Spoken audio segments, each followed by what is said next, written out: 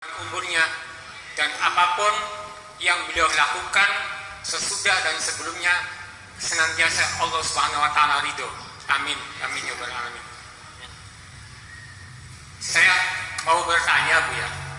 Ini ada istilah setiap saya mendengarkan tausiah dari para dai, ini permasalahan ibadah makhluk, yaitu ibadah murni, karena seperti itu.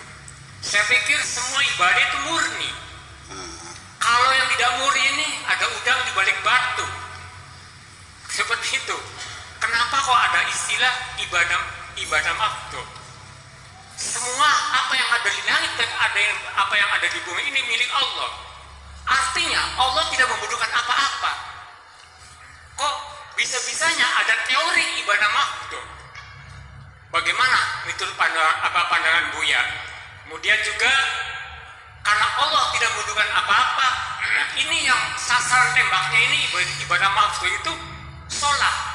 Padahal sholat tersebut Allah sudah mengatakan terpisah antara sholat dan ibadah. Inna sholati wa nusuki wa mahyaya wa mati lillah.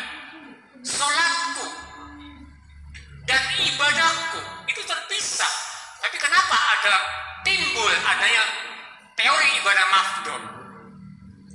Dan yang namanya ibadah ini menurut pikiran saya, ini untuk kita, bukan untuk Allah.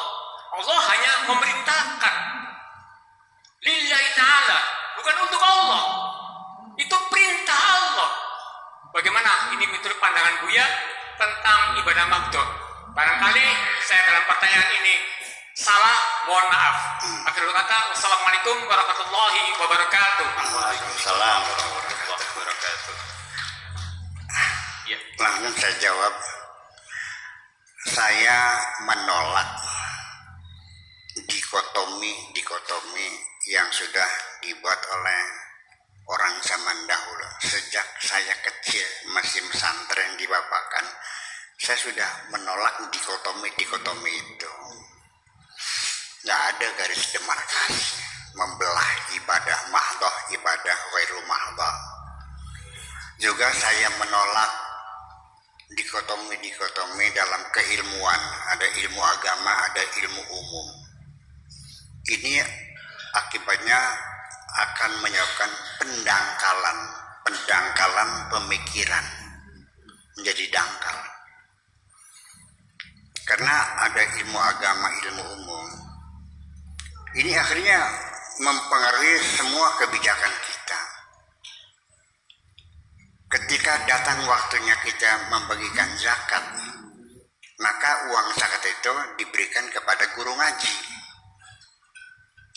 yang ngajar nahu, ngajar sorof, ngajar balaghah, ya kan, ngajar fikih, itu dapat zakat. Tapi kalau yang ngajar matematika dapat zakat enggak? Ya karena bukan ilmu agama. Bayangkan. Ya. Jadi ilmu matematika itu ilmu agama, itu ilmu umum kata mereka. Nah, ilmu agama sendiri, saya bertanya, seperti apa ilmu agama tuh? Disebutin fikih, usul fikih, qawaidul fiqhiyah, ya kan? Apalagi ilmu nahwu, ilmu sharaf, ilmu tafsir, ilmu hadis, ilmu dirayah hadis, ilmu riwayah hadis, ilmu. Nah, semua tanya, waktu Nabi masih hidup, ada nggak ilmu tafsir? Ada nggak ilmu hadis? Waktu Nabi masih hidup, ada nggak ilmu tajwid? Ada nggak ilmu nahwu? Jadi Nabi mengatakan thalabul ilmi faridatun, mencari ilmu itu adalah wajib hukumnya, minal mahdi ilal lahdi. Ketika ilmu agama yang saya sebutkan tadi tidak ada, mungkinkah Nabi menyuruh mencari ilmu yang ilmunya belum ada? Nah, ya, itu pendangkalan. Jadi dikiranya sejak Nabi itu sudah ada ilmu tafsir, ilmu hadis gitu.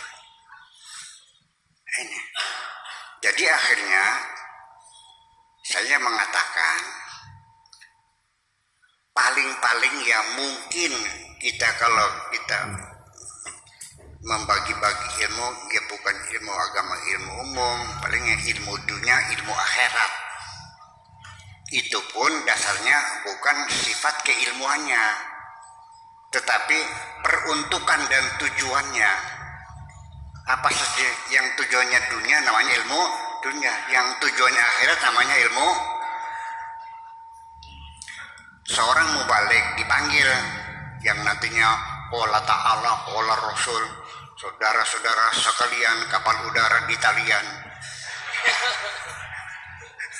Ya kan pidatonya begitu, qala ta'ala qala rasul, mendalil untuk menyampaikan dakwah. Tetapi karena dipanggilnya dia pasang tarif 15 juta tarifnya. Ini ilmu dia nih ilmu agama apa ilmu umum? Ilmu dunia, ilmu akhirat. Tapi ilmunya tafsir. Ilmu tafsir, sejarah Islam, hadis, segala macam. Tapi karena dipanggil ceramah pasang tarif, jadi ilmunya ilmu dunia. Ada dokter di Jatibarang, Dokter Idris namanya. Kalau saya baru ke situ nggak pernah minta berapa dok, nggak usah pakai udah. Ini obatnya, dikasih obat lagi. Berapa? Nggak usah udah. Saya kira dia menghormati saya karena saya kiai barangkali. Ternyata enggak. Sering kali saya ke sana, yang datang itu orang miskin, ya sarungnya udah tayangan, apa tayang tuh? Udah berkarat ya, ya ada kuning-kuning itu, orang miskin. Pentingnya juga diubet-ubet gitu. Iya, ya berapa dok? Udah habis, silakan udah sama. Namanya Dokter Idris di depan Masjid Jatibarang. Masih dengar nggak Dokter Idris di Jatibarang? Itu pasien juga ngantri sampai panjang. Jadi kalau orang miskin, tokoh masyarakat digratisin. Ilmunya kedokterannya. Ini nih ilmu dunia apa ilmu akhirat? Akhirat. Ilmu kedokteran, ilmu akhirat, ilmu tafsir, ilmu fikih, ilmu dunia. Karena diperuntukannya yang membedakan bukan jenis ilmunya. Itu satu. Kemudian